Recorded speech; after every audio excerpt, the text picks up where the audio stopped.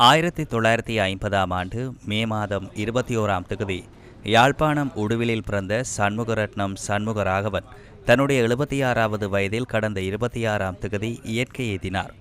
இலங்கையின் இசைத்துறைக்கு அன்னார் ஆற்றிய பெரும் பணிக்காக கலாசார அலுவல்கள் அமைச்சு மற்றும் இலங்கை அரசாங்கத்தின் வாழ்நாள் சாதனையாளர் விருது உள்ளிட்ட பல சர்வதேச விருதுகளை வென்றுள்ளார்.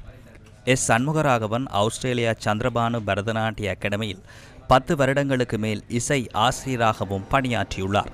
அன்னாரது பூதவுடல் மக்கள் அஞ்சலிக்காக பொருளை தனியார் மலச்சாலையில் வைக்கப்பட்டிருந்த நிலையில் இன்று மாலை இறுதி கிரியைகள் பொருளை மயானத்தில் நடைபெற்றன.